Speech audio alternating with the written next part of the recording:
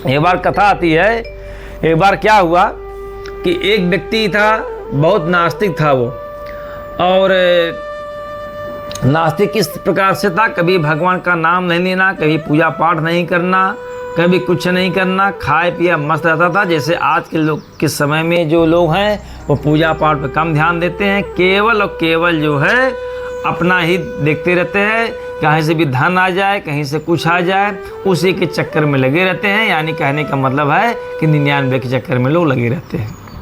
ऐसे ही वो व्यक्ति था, उसी 99 चक्कर में लगा रहता था। एक संत महात्मा आए तो उसके माता पिता ने कहा, महाराज जी हमारा बच्चा जो है इतना बड़ा हो गया, इतना नास्तिक है, कभी भगवान का एक नाम भी नहीं लेता है, इसको आप ही ज्ञान दीजिए। और जैसे ही महात्मा जी ने उस व्यक्ति को बुलाकर कहा, क्यों भाई तुमने भगवान का नाम नहीं लिया, अपने जीवन को तुमने व्यर्थ कर दिया, और मरने के बाद तुम्हारा क्या होगा? तो उस व्यक्ति ने कहा, महाराज मरने के बाद कोई क्या देखा है कि व्यक्ति कहाँ जाता कहाँ नहीं जाता है?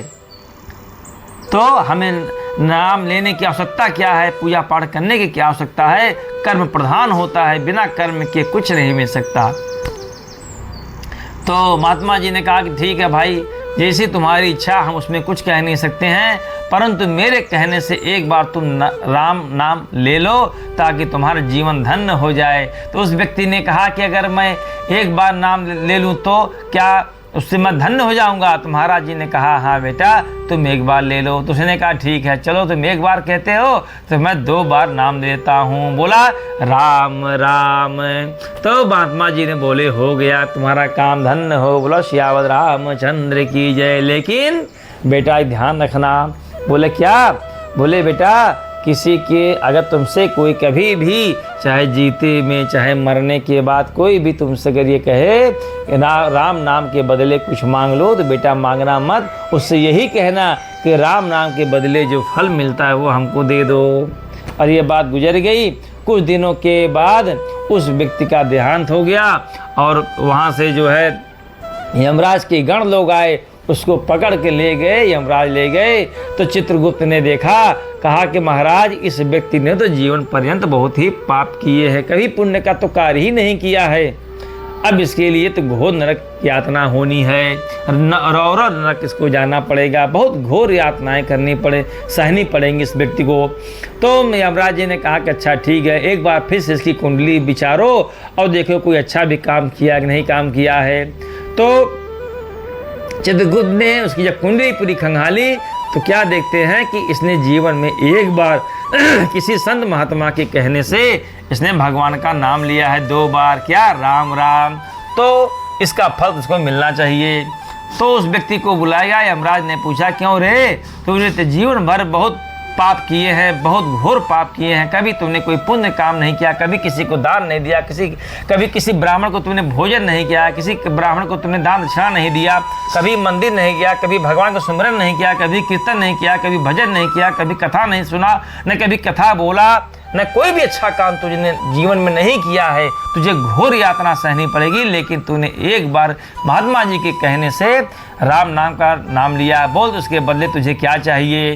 तो उस व्यक्ति ने कहा, महाराज मैं बताता हूँ। और जैसे उसने कहा बताता हूँ, तैसे जो है जैसे वो मांगने वाला था, तैसे उस महात्मा जी की बात याद आ गई कि महात्मा जी ने कहा था, बेटा कि इसके बदले कुछ मांगना नहीं, यही कहना कि इसके बदले जो इसका फल हो वो हमें दे दो। तो वो व्यक्ति बहुत होशियार, उसने कहा कि महाराज जी ऐसा है, राम नाम के बदले मुझे कुछ नहीं चाहिए, जो इसका फल है वो हमें दे दो आप। और इस प्रकार से क्या हुआ, यमराज तो बड़े घन चक्कर में पड़ गए और सर खुजाए लगे। बोले, अरे भाई चित्रगुप्त बताओ राम नाम का क्या फल होता है, इस व्यक्ति को जल्दी से दो और उसके बाद जो है इसको नरक भेजना है। तो चित्रगुप्त ने कहा, महाराज हमें नहीं पता, आप ही इस व्यक्ति से पूछ लीजिए। तो यमराज ने कहा कि चल तुझे 1 दिन का मैं यहाँ का सिंहासन दे देता हूँ, तुझे इंद्रासन तुझे दे देता हूँ 1 दिन के लिए, बता मंजूर है? तो उस व्यक्ति कहा, नहीं महाराज हमें नहीं मंजूर है, इसका जो फल हो वो हमें दे दो, मैं अपने मर्जी से कुछ नहीं कहूँगा। तो यमराज जो बड़ा परेशान हो गए, उन्होंने कहा चलो चित्रगुप्त इस व्यक्ति को साथ में लेके चलो और हम लोग चलते हैं ब्रह्मलोक में, ब्रह्मा जी से पूछते हैं, क्योंकि उस ब्रह्म सृष्टि के रचयिता वह ब्रह्मा जी हैं। तो ब्रह्मा जी के पास जाके जैसे पहुँचे तो ब्रह्मा जी ने कहा, सब लोगों ने ब्रह्मा जी को प्रणाम किया। तो ब्रह्मा जी ने कहा, आओ मेरे पुत्रों, क्या बात है, तुम लोग आज इस कंडीशन में कैसे आ गए, और ये जो मनुष्य इसको तुम कहाँ लेकर आ गए। तो यमराज ने कहा, प्रभु बड़े धर्म संकट में हूँ। बोले क्या हुआ। बोले कि ये व्यक्ति जो है जीवन भर बहुत पाप किया है, कभी दान पुण्य नहीं किया, कभी ब्राह्मणों की सेवा नहीं की, कभी ब्राह्मणों को भोजन नहीं कराया, कभी भजन कीर्तन कभी नहीं की कुछ किया, न कभी कथा सुना, न कभी कथा बोला, कभी कुछ भी नहीं किया, न एकदम से घोर पापी है। लेकिन जीवन में एक महात्मा के कहने से इसने राम नाम का उच्चारण किया है। अब आप बताइए कि राम नाम लेने का क्या फल मिलता है। तो यहाँ से जो है अब ब्रह्मा जी अपना सर खुजलाने लगे। बोले, रे भगवान, अब मैं क्या बताऊं, मेरे तो 4 मुख हैं, लेकिन मैं चारों मुखों से तो वेदों का ही नाम स्मरण करता हूं, मुझे तो नहीं पता भाई। एक काम करो, जाओ तुम शंकर जी के पास जाओ, जो 24 घंटा जो है राम नाम का जप का नाम करते हैं, आप तुम्हीं से जाकर पूछो। अगर ठहरो ठहरो ठहरो, मैं भी तुम्हारे साथ चलता हूँ, मैं भी जानना चाहता हूँ राम नाम का क्या फल मिलता है। और ब्रह्मा जी और इधर जो है यमराज और चित्रगुप्त और उस बालक को लेकर के सब कैलाश पर्वत पर पहुंचते हैं। और कैलाश पर्वत पर पहुंचने के बाद सब लोग जो है भगवान शंकर जी की स्तुति करते हैं। और स्तुति करने के बाद जब बाबा भोलेनाथ नेत्र खोलते हैं तो कहते हैं, अरे महाराज आपको प्रणाम हो, आप कहाँ से आ गए। तो उन्होंने कहा, हम लोग बड़े धर्म संकट में हैं। बोले क्या हुआ। बोले, ये महाराज ऐसी सी बात है, सारी कथा राम कहानी सुना दिए। बोले, अब ये राम नाम का क्या फल मिलता है, अब आप ही बताइए, क्योंकि आप तो हमेशा भगवान राम का नाम लेते रहते हैं। अब शंकर भगवान जो है वो भी चक्कर में पड़ गए, वो भी अपना सर खुजलाने लगे। अब बोले, अरे भाई मैं क्या बताऊं, मैं तो भगवान श्री राम का नाम इसलिए लेता हूं क्योंकि मैं सदैव मस्ती में रहता हूं, और मैं मस्ती में भगवान का नाम लेता हूं, किसी हेतु या किसी प्रयोजन से, किसी अपेक्षा से भगवान का नाम नहीं लेता, इसलिए मुझे भी नहीं पता है इसका फल क्या होगा। तो आप बड़े चक्कर में पड़ गए। तो शंकर भगवान ने कहा, एक काम करो, इस व्यक्ति को साथ में लेकर हम लोग चलते हैं वैकुंठ लोक में, ये जिसका नाम ले रहा है हम लोग चलकर उसी से पूछते हैं। और इस प्रकार से ब्रह्मा जी, भगवान शंकर और यमराज सब लोग पूरा बटालियन जो है, और भी देवी देवता, उनको भी बड़ा उत्सुकता हुई कि आखिर में राम नाम का क्या फल मिलता है। तो सारे देवी देवता जो है सब लोग जाकर के वैकुंठ धाम में भगवान का स्तुति करते हैं। नारायण श्रीमन नारायण भजमन नारायण नारायण नारायण श्रीमन नारायण लक्ष्मी नारायण भजमन नारायण नारायण नारायण। और मेरे नारायण भगवान सैया पे लेटे हुए विराजमान थे और माँ लक्ष्मी उनकी पैर चाप रही थी।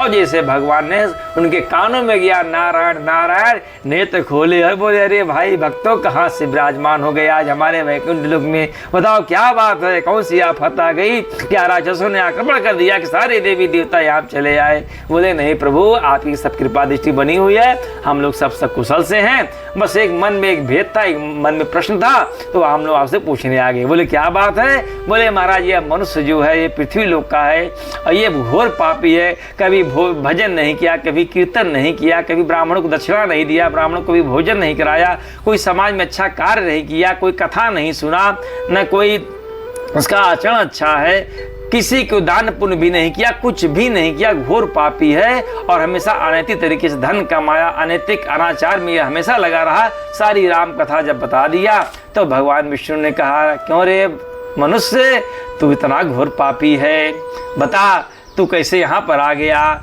तो यमराज जी ने कहा, प्रभु मैं क्या बताऊं, एक महात्मा जी के कहने से इसने 2 बार राम नाम का जप किया है, नाम लिया है, ये कहता है कि उसका फल जो हो वो हमें दे दो। तो भगवान नारायण मुस्कुराने लगे, बोले देखो मनुष्य कितना होशियार है, पृथ्वी पर तो होशियारी करता ही है, अब ये हम लोगों से भी होशियारी करने लगा।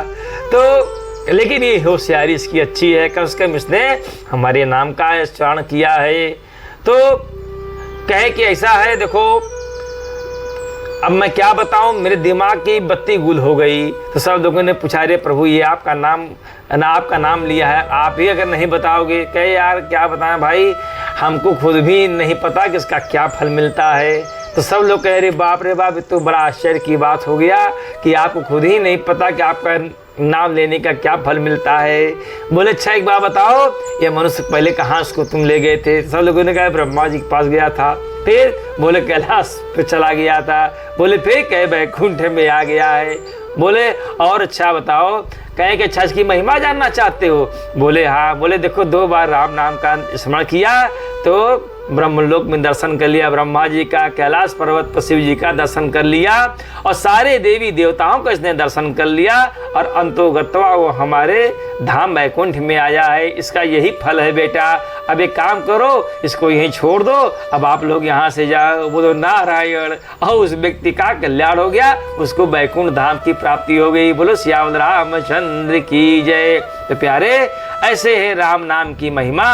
अब अगर यदि आप राम नाम का जप करते हो तो सोचिए आपका कितना कल्याण होगा। लेकिन कुछ लोग कहते हैं प्यारे, हम बहुत राम नाम का जप करते हैं, बहुत कीर्तन करते हैं, बहुत भजन करते हैं, लेकिन हमको उसका फल नहीं मिलता। अरे प्यारे कैसे मिलेगा? क्योंकि जितना आप पुण्य कमाते हो उतना प्रतिदिन तो आप उससे कहीं ज़्यादा आप पाप कमा के आते हो। तो आप जब तराजू तौलोगे, एक तरफ अपने पुण्य का रखोगे बोरी और एक तरफ अपने दिन भर का पाप की गठरी रखोगे प्यारे, तो आपकी जो पाप की गठरी, आपकी जो पाप की बोरी है वो भारी हो जाती है, वो झुक जाती है, और जो आपका पुण्य की गठरी है वो प्यारे ऊपर ही रह जाती है। तो आपका कैसे पाप कटेगा, कैसे आपका कल्याण होगा?